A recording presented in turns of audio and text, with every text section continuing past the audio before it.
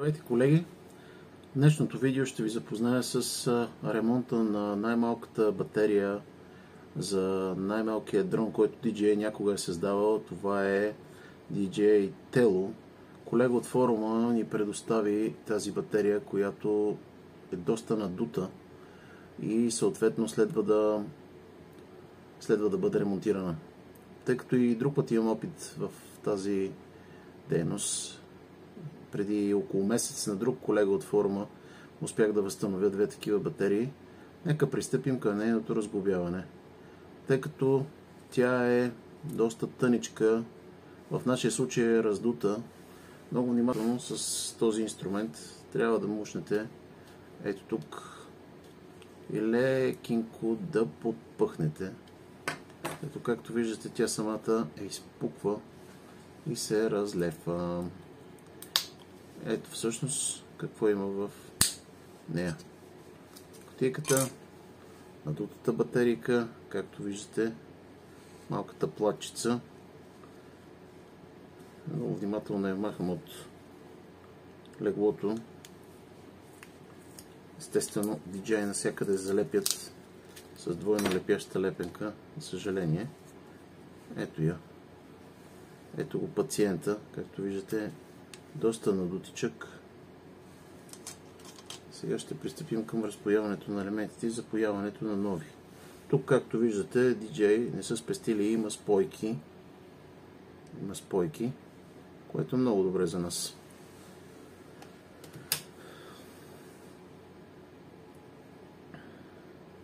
Изчаквам напоявника да загрее.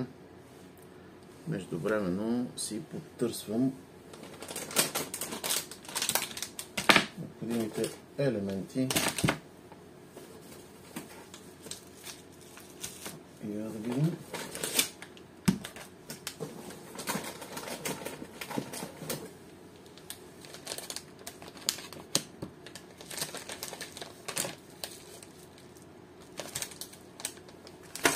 Тук и батерийките.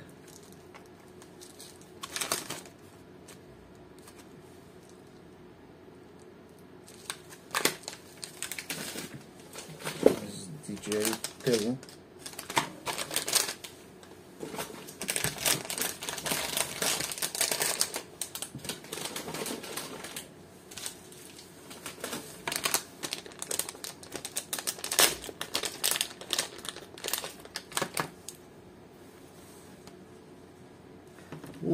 Тази е по-малка. Може би с другия размер. Нека да видим.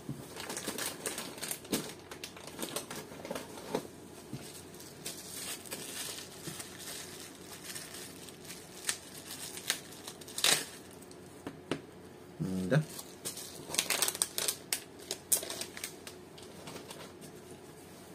Ето, уважаеми колеги, новата и старата батерия. Едно към едно. Сега елементът ще бъде разпоен много внимателно и ще бъде съответно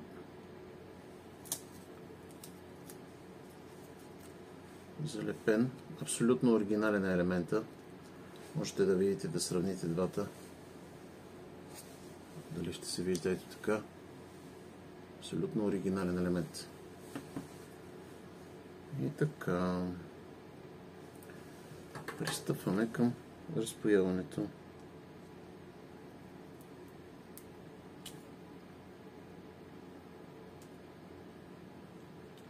Тук характерното да се отбележи, че тези батерии не се вълват интелигентни и при тях няма заключване.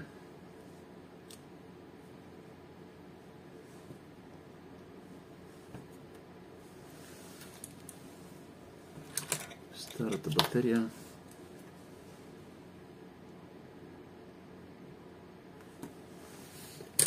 едно.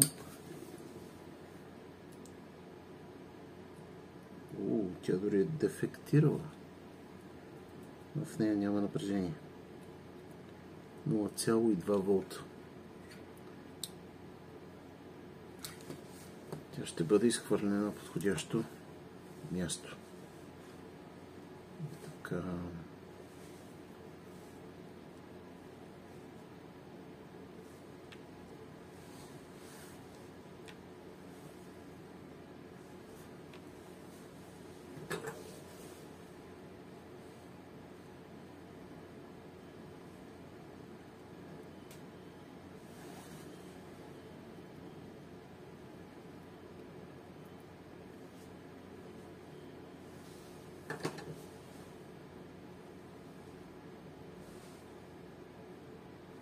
Ето, както можете да видите, операцията отнема по-малко от минута.